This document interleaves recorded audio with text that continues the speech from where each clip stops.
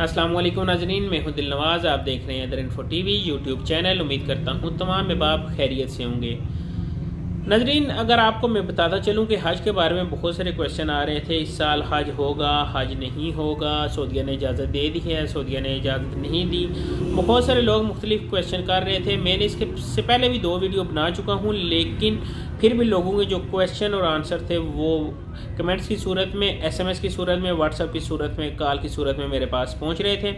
मैंने सोचा एक तफसील के साथ वीडियो बना दूं ताकि जिन लोगों को अभी तक हज के बारे में समझ नहीं आई उनको समझ आ जाए। नाज़रीन, वीडियो शुरू करते हैं। और वीडियो शुरू करने से पहले अपने देखने वाले नाज़रीन से गुजारिश करूंगा कि अगर आपने हमारे चैनल को सब्सक्राइब नहीं किया तो इसको कर लें सब्सक्राइब, और साथ में जो घंटी का बटन लाजमी दबाया करें, क्योंकि जिस वक्त आप घंटी का बटन दबाते हैं तो हमारी जो नई वीडियो आती है वो आपको बज़रिया नोटिफिकेशन पहुँच जाती है और आप उसे बर वक्त देख सकते हैं। अगर आप उसे पुश नहीं करते घंटी के बटन को तो वो वीडियो आपको जिस वक्त आपकी लिस्ट होगी उसी वक्त आएगी, या आप देखना चाहेंगे तो आपके पास आएगी, नोटिफिकेशन उसका आपको नहीं मिलेगा। तो नाज़रीन, वीडियो शुरू करते हैं और आपको बताते हैं हज इंशाल्लाह अगर मेरे अल्लाह ने चाहा तो इस साल ज़रूर होगा, और सऊदीया भी इस चीज़ को अनाउंस कर चुका है।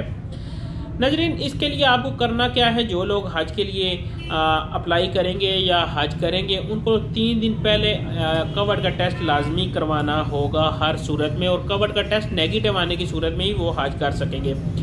दूसरा, आलमी अदारा सेहत जो है WHO की जो अथेंटिक वैक्सीन है, कोविड की वैक्सीन, आप वही लगा के उसी का जो सर्टिफिकेट है वो हासिल करेंगे। उसके बगैर आप कोई और वैक्सीनेशन आप करवा लें तो उसका सर्टिफिकेट आपके पास हुआ तो भी आप हज नहीं कर सकेंगे।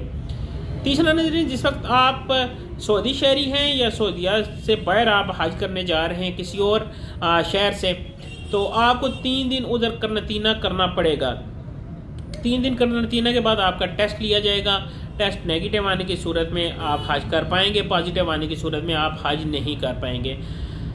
बिलफर्ज आप बगैर वैक्सीनेशन के सऊदीया में रहते हैं और हज के स्पॉट पे आप पहुंच के तो वहाँ आपका दोबारा टेस्ट किया जाएगा और आपका जो अथेंटिक सर्टिफिकेट है उसको देखा जाएगा। अगर आपके पास सर्टिफिकेट ना हुआ तो एन हज वाले दिन भी आपको हज करने की इजाज़त नहीं दी जाएगी और आपको वहाँ से वापस भेज दिया जाएगा, क्योंकि वहाँ दाखिले पर सख्त पाबंदी होगी।